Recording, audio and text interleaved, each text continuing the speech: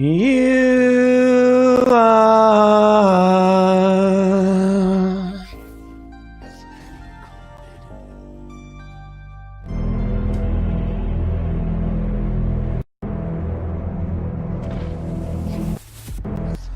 So, if you're unaware, Call of Duty Black Ops 4 has been releasing a lot of multiplayer maps. This is not anything associated with Blackout. Maybe it is. Maybe it's a teasing that's something that might come out later in Blackout.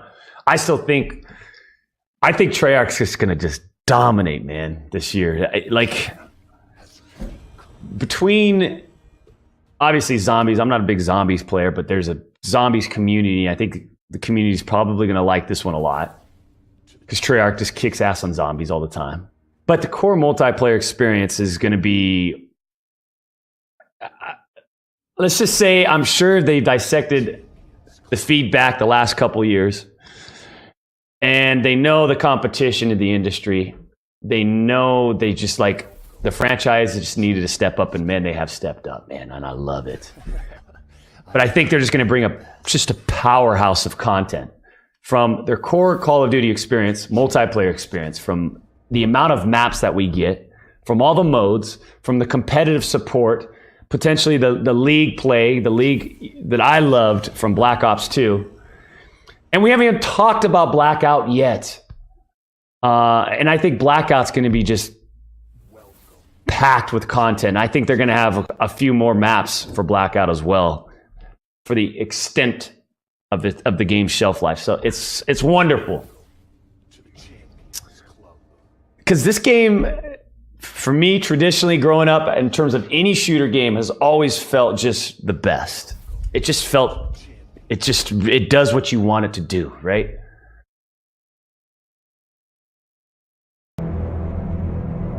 Anyways, on their Twitter, they've been releasing a whole bunch of multiplayer map teases. Like, these are the maps that are going to go into the core multiplayer experience. So let's take a look at them, huh? Militia. Okay, so I don't know. Is this Counter-Strike or is this Castle from Counter-Strike? I don't know. Let's just take a look. Well, I can't see it if there's a big-ass 2D map in front of my face. Militia, an anti-government extremist backed covertly by a Russian cell, are stockpiling weaponry in a remote region of Alaska wilderness near the Bering Strait.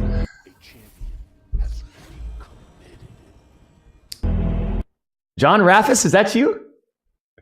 I think John Raffis finally said, you know what? This is what it should say. And boy, oh boy, he stepped in, didn't he?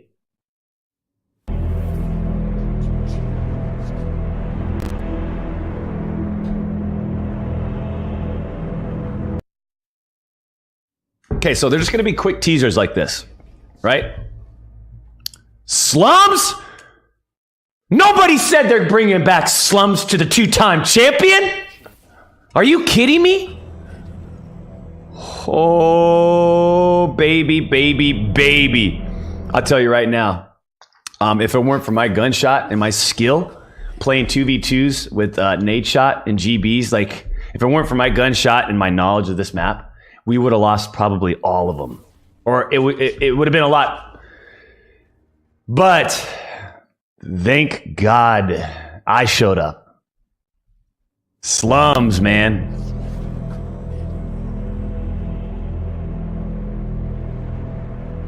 Nice tone of this music, too.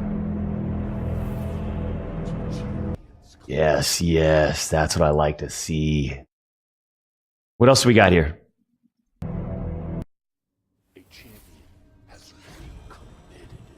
Jungle?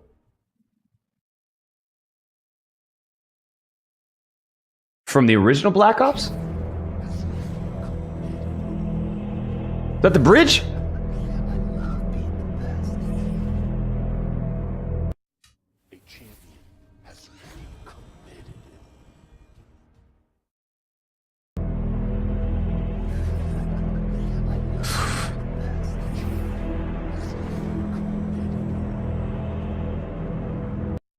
Yes!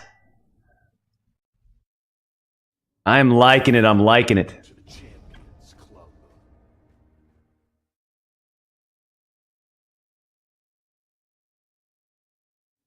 Who's Swipe of the Fox?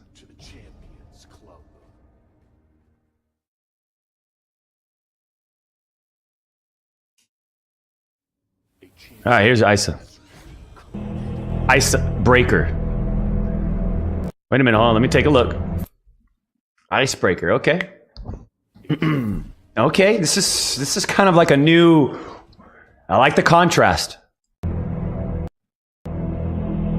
We're looking at level visual clarity.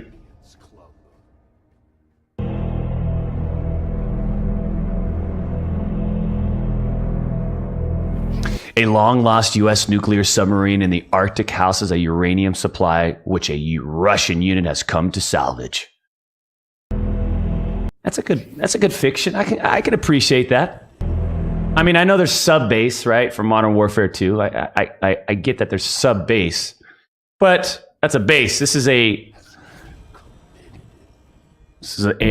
long-lost submarine.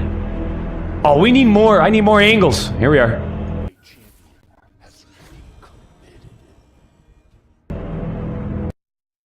That's a tough one. That's going to be a tough one to kind of dissect. Arsenal, here we are. Arsenal, why does that sound familiar? Is this a remake? Handshakes for the extreme high-end donation.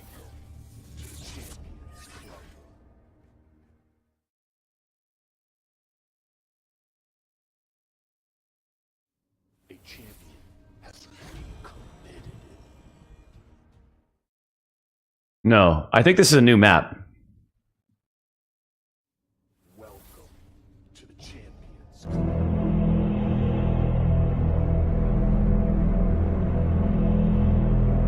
How big is it? It looks big, right? This might play competitively. This might be I could just tell this might be a competitive map from a top down. My only thing is I don't know how big it is. If it's too big, it won't play competitively. But it is 5-on-5 now. I don't know if you've seen that. They have announced that they're going to play 5-on-5 competitively, man. There's pros and cons in terms of my feedback on that. The pros, just off the top of my head, the pros is that there's an opportunity to create, or to, I guess there's an opportunity for players to perform really cool moments, or to display really cool moments, like getting a 3-piece. You know, I think those opportunities will rise up a lot more because there's just more people on the map, right? Being able to get that important 2-piece, right? I think there's more opportunity for players to showcase those big moments. So that's a big pro that I could just tell that will pop out from 5-on-5 comparison to 4-on-4. However, I think a big con is the spectating experience of a 5v5. Like, I just don't see it, especially with the pace of this game. It's going to be so hard to follow. I mean, not hard to follow, but like for somebody that might be like interested in like, hey, let me watch. Well, gosh darn it. What is this? Esports? Call of Duty Black Ops 4? Well, hell, let me turn this thing on. Let's see here. What are we watching here? That poor guy, he's not going to be able to understand anything, right? Too much action, too much flipping to the cameras. I'm on the, like, that's where I think that con overweighs the pro. One pro, one con. I threw it at your face, take it. Anyways, here we go. It works for CSGO because guess what, computer game? CSGO, the pacing, the movement system, right? What's it called? The economy system of buying weapons and all that stuff. It allows CSGO to be spectator friendly because of all that stuff. Counter-Strike is no Call of Duty. Call of Duty, you can get from one point to the map to the other side of the map like that, sliding, jumping, aiming, boom, boom. Like, the movement system is like 20 times faster than Counter-Strike. Don't you ever bring up a Counter-Strike versus Call of Duty comparison. Well, Counter-Strike did it 5v5. That's because they have a completely different system. I appreciate you hitting the music start because I did end my little point that I made right there, Alex. But this has music.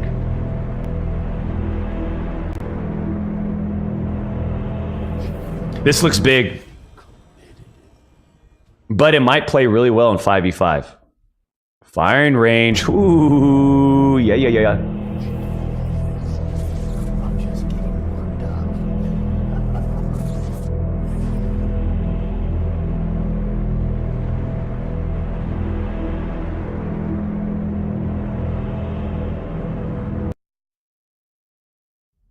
The good old FAMAS days. Being the best.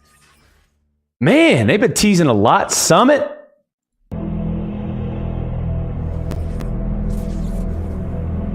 handshakes for the extreme high-end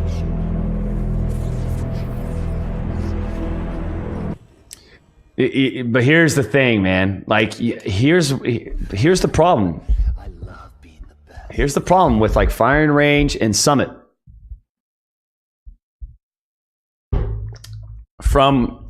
We know these are going to play fun in public matches. But from a competitive standpoint, once again, having that fifth player in the battle, like I remember playing Summit and Firing Range, it felt perfect for 4v4. Just the pacing, knowing that when you go down and you have two other players left, where you need to be on that choke point, where they could come from, you're the only one left. Like it created those like intense moments. I'm not sure how that's going to be affected with the fifth player on the field.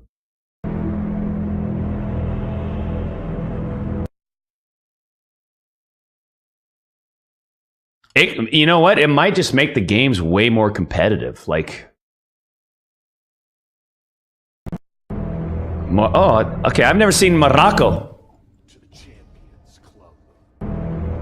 Morocco!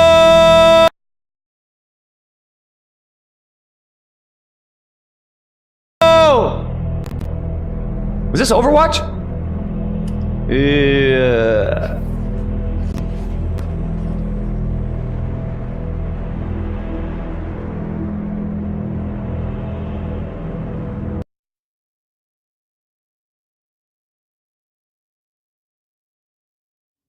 A champion has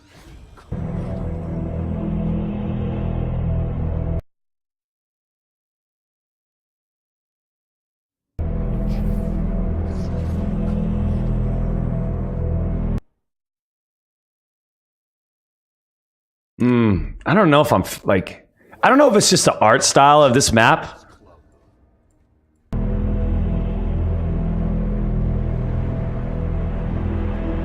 I don't know. You got to play it. to the Champions Club. All right. I think that's kind of all the maps that they've been teasing, yeah? Okay. I like it.